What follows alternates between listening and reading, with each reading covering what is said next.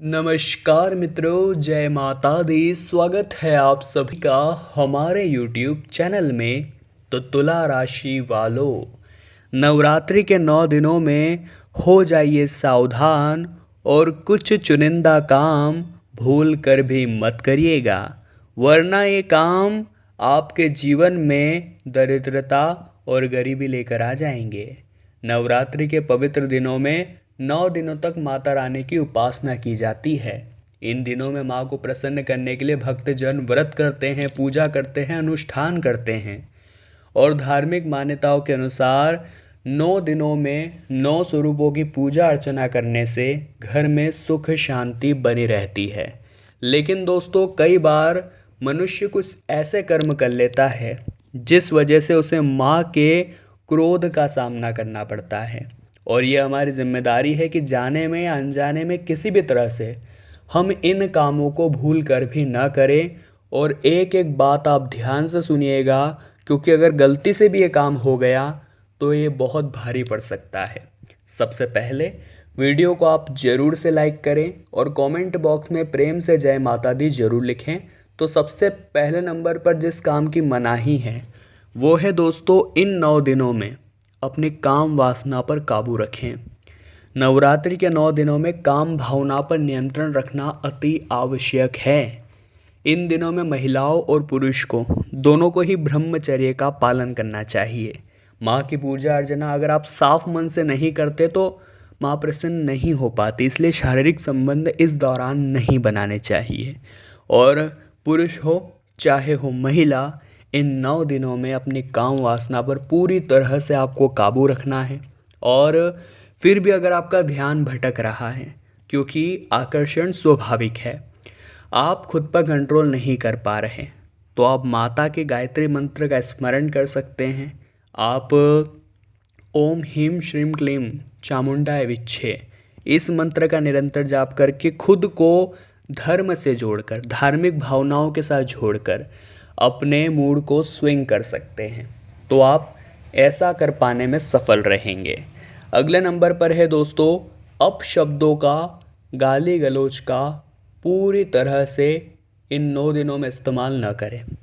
बहुत सारे लोग होते हैं जिनके बात बात पर मुंह से गाली निकलती है, यानी कि गालियों के बिना उनकी बात अधूरी ही रहती है, पूरी ही नहीं हो पाती। इतनी ज़्यादा वे लोग गाली गलौज करते हैं और अपशब्द कहते हैं। लेकिन नवरात्रि के 9 दिनों में ऐसा नहीं चलेगा। जी हाँ दोस्तों, नवरात्रि के 9 दिनों में हमें अपनी ज़ुबान से भी पवित्र बनना है। हमें किसी व्यक्ति को कोई अपशब्द नहीं कहने हैं, मन से गलत बात नहीं निकालनी है, बुरे शब्द नहीं निकालने हैं, वरना माता की कृपा से आप वंचित रह जाएंगे। क्योंकि माता को गाली गलौज करने वाले लोग बिल्कुल भी पसंद नहीं हैं। आप भी इस बात का ध्यान रखें कि नवरात्रि के 9 दिनों में अगर आप गाली गलौज करते हैं तो माँ के क्रोध का सामना आपको करना पड़ सकता है। अगले नंबर पर है दोस्तों, भूल कर भी कन्याओं या महिलाओं का सम्मान करें, दिल न दुखाएं।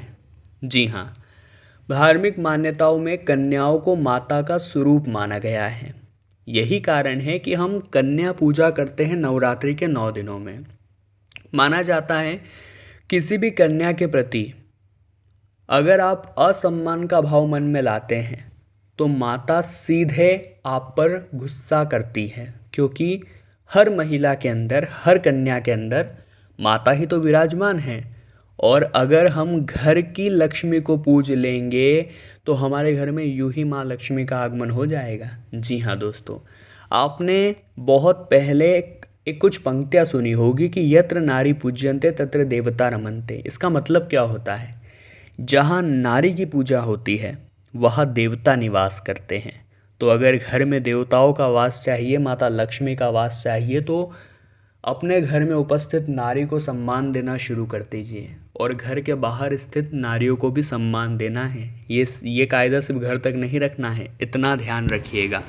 अब दोस्तों, नवरात्रि का पावन समय चल रहा है। बहुत सारे लोगों ने घर में कलश स्थापना तो की ही होगी। अगर कलश स्थापना नहीं की होगी तो अखंड ज्योत जलाई होगी, माता की चौकी लगाई होगी। अब आपको, अगर ऐसा कर्म आपने किया है तो नवरात्रि के 9 दिनों में घर को खाली छोड़कर भूल से भी नहीं जाना है। बहुत सारे लोग होते हैं जो चले जाते हैं, फिर वो जोत बुझ जाती है, फिर वो चौकी समाप्त हो जाती है, फिर वो कलश किसी तरह से हिल जाता है। तो आपको यही ध्यान रखना है कि घर में किसी न किसी एक व्यक्ति का होना बहुत ज़्यादा ज़रूरी है। जी हाँ दोस्तों, अगर आप ऐसा करेंगे यानी घर में कोई एक रहेगा तो कोई दिक्कत नहीं आएगी, लेकिन घर को अकेला नवरात्रि के 9 दिनों में भूल कर भी नहीं छोड़ना है। अब अगले नंबर पर है दोस्तों, चमड़े से बनी किसी भी वस्तु का, किसी भी चीज़ का इस्तेमाल न करें। एक बात आपको भूलनी नहीं है, चमड़े का समर्थन करके आप एक बेजुबां की हत्या के अपराधी बन जाते हैं, क्योंकि अगर आप उन्हें सपोर्ट कर रहे हैं तभी तो वो चमड़े की चीज़ें बना रहे हैं। और बहुत सारे लोगों को शौक होता है, उन्हें बस चमड़े की वस्तुएं ही चाहिए, उन्हें इसमें मज़ा आता है, लेकिन ये मज़ा आपके लिए सज़ा भी बन सकती है, क्योंकि माता को चमड़े से बनी कोई चीज़ें नहीं पसंद। और जब भी आप पूजा कर रहे हैं तो अगर आपने चमड़े का बेल्ट लगा रखा है, चमड़े का वॉलेट आपके पास है, चमड़े की कोई भी वस्तु आपके पास है, तो वो पूजा आपको नहीं लगने वाली। इतना आप ध्यान रखिएगा, क्योंकि पूजा दिल से करनी है, पूरी तरह से सात्विक बन के करनी है। और इस तरह के गलत कर्म करने के बाद पूजा करेंगे तो उस पूजा का फल भी आपको सही ढंग से नहीं मिलने वाला। जी हाँ दोस्तों, अगले नंबर पर जो काम नहीं करना है, कलह से पूरी तरह दूर रहें। नवरात्रि के 9 दिनों में हमें अपने घर में कलेश नहीं मचाना है, लड़ाई झगड़ा नहीं करना है। ऐसे में कोशिश करें कि घर में वाद विवाद से दूर रहें। बहुत सारे लोगों की आदत है जिन्हें बातें चुभती बहुत है, और जब उन्हें बातें चुभती है तो उनसे रहावता भी नहीं है और वो बहुत ज़्यादा फटाफट लड़ाई कर लेते हैं। तो ऐसे लोगों को खुद को शांत रखना सीखना है। अगर घर के एक परिपक्व इंसान आप हैं तो लड़ाई झगड़े को संभालना आपको आना चाहिए। अगर एक जना बहुत ज़्यादा गुस्से में है तो दूसरे को अपने आप शांत हो जाना है। बस नवरात्रि के 9 दिनों में कलह नहीं मचाना है, खुद को अब शांत रखना है, अपने घर का माहौल अच्छा बनाना है। और मान लीजिए आपका घर रोज़ाना लड़ाई झगड़ों से भरा रहता है, तो सुबह सुबह के समय अपने घर में माता के भजन लगाना आप शुरू करिए। नवरात्रि के 9 ही दिन अपने घर में सुबह सुबह माता के भजन आप चलाइए। इससे वो कलह धीरे धीरे दूर हो जाएगी। और लड़ाई झगड़े करने वाले घरों में माता भी नहीं ठहरती, इसलिए आपको इस प्रति खास तौर पर सावधान रहना है। अगले नंबर पर है दोस्तों, लहसुन प्याज का सेवन भूल कर भी ना करें। नवरात्रि के पावन दिनों में सात्विकता का विशेष ध्यान रखना हमारी जिम्मेदारी है।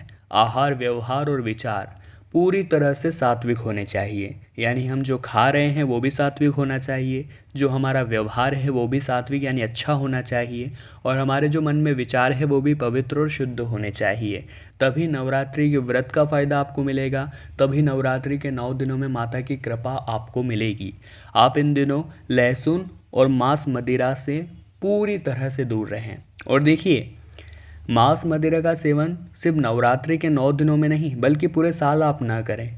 यही आपके जीवन को सफल बनाएगा और आपको अलग अलग तरह की मुसीबतों से बचाएगा, क्योंकि इंसान को शुद्ध शाकाहारी रहना चाहिए। भगवान का आशीर्वाद उस पर हमेशा बना रहता है।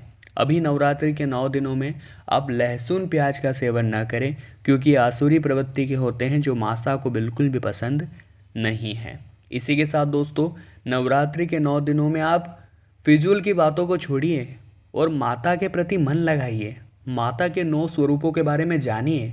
शैलपुत्री माँ, ब्रह्मचारिणी माँ, चंद्रघंटा माँ, कुष्मांडा माँ, स्कंद माँ, कात्यायनी माँ, कालरात्रि, महागौरी माँ, सिद्धदात्री माँ, यानी 9 स्वरूपों का 9 दिन जब आप पूजन करेंगे, एक एक करके जब इनके अनुसार इन्हें भोग लगाएंगे और इनकी कृपा जब आपको मिलेगी, तो हर तरह की समस्या का समाधान 100% होगा। चाहे वो शिक्षा की हो, चाहे वो व्यापार की हो, चाहे वो नौकरी की हो, चाहे वो परिवार की हो, चाहे बेरोजगारी की हो, या प्रेम संबंधों में कोई भी अड़चने आ रही हो, माता के आशीर्वाद से आपकी हर समस्या का समाधान आपके पास जरूर होगा। बस ज़रूरत है मन लगाकर इन 9 दिनों में सच्चे मन से देवी माँ की आराधना करने की, पूजा करने की, फिर फल आपको भी अवश्य मिलेगा। तो तुला राशि वालों, आज की वीडियो में हमने बहुत खास मुद्दे पर बात की है और आशा करते हैं आपको बहुत कुछ बातें समझ भी आई होगी। अगर वीडियो पसंद आई हो तो लाइक करें, कमेंट बॉक्स में जय माता दी लिखें और हमारे चैनल को सब्सक्राइब करके बेल आइकन को प्रेस कर लें। अभी के लिए आप सभी को बहुत बहुत धन्यवाद।